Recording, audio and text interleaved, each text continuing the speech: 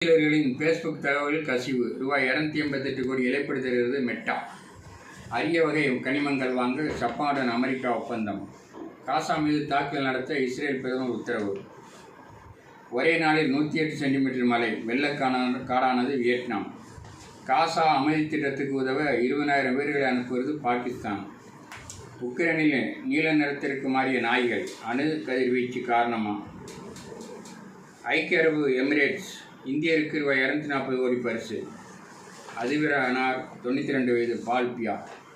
6.1 Richter நிலநடுக்கம் துருக்கியில். ராஷ்டிரிய விஞ்ஞான புரஸ்கார் விருதுக்கு சென்னை ஐடி பேராசிரியர்கள் தேர்வு. மைசூர் காரைக்குடிக்கு சிறப்பு ரயில் அறிவிப்பு. சபரிமலைக்கு 100 சிறப்பு சொகுசு பஸ்கள். வாக்குறுதி அளித்து 6 ஆண்டுகளாகிறது. முதல்வருக்கு நினைவுபடுத்திய அரசு டாக்டர்கள். தனியார் பல்கலை சட்ட மசோதா திடீரென வாபஸ் பெறப்பட்டது ஏன்? கோவிலுக்கு நுழைந்த யானை இறந்ததன் காரணம் என்ன? அறிக்கை இருக்கிறது ஹைகோர்ட்.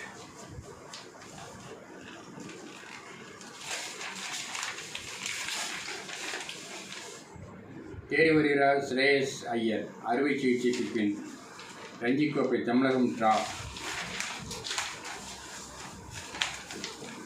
10 நாட்களாக வெள்ளத்தில் மிதக்குது வேலூர். பெண்கள் ஆவேசம், மேயரிடம் வாக்குவாதம்.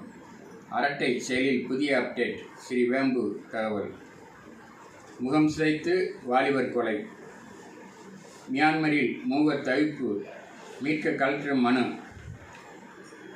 கருக்கலைப்பு முயற்சியில் 17 சிறுமி மரணம். வீட்டில் நோட்டீஸ் ஒட்டிய வங்கி கடன் வாங்கியவர் தற்கொலை. முன்னாள் பஞ்சாயத்து தலைவரின் மனைவியை கொண்டவர் சரண். 2 குழந்தைகளுடன் கடலில் குதிக்க முயன்ற பெண் மீட்பு. 1000 ஆண்டுகள் பழமை வாய்ந்த சோழர் கால சிலைகள் கண்டெடுப்பு.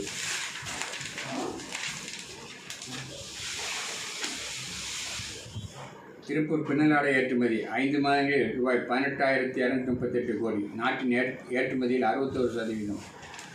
ஜனா வங்கியின் சர்வதேச வணிகத்திற்கான விண்ணப்பத்தை நிராகரித்தது ஆர்ஐபி. பொதுத்துறை வங்கி ஒன்றுடன் ஐடிபிஐ வங்கியை இணையுங்கள். நிதியமைச்சருக்கு சங்கத்தினர் கோரிக்கை. வளர்ந்த இந்தியா இலக்கை அடைய கடும் சவால்களை சந்திக்க வேண்டியிருக்கிறது. குமரியை தமிழகத்தோடு இணைக்க பாடுபட்டவர் டிவிஆர். தமிழ் முழக்க பேரவையில் பாராட்டு. டிஎஸ்பியை கொல்ல முயன்ற வழக்கில் குற்றவாளிக்கு 5 ஆண்டு சிறை.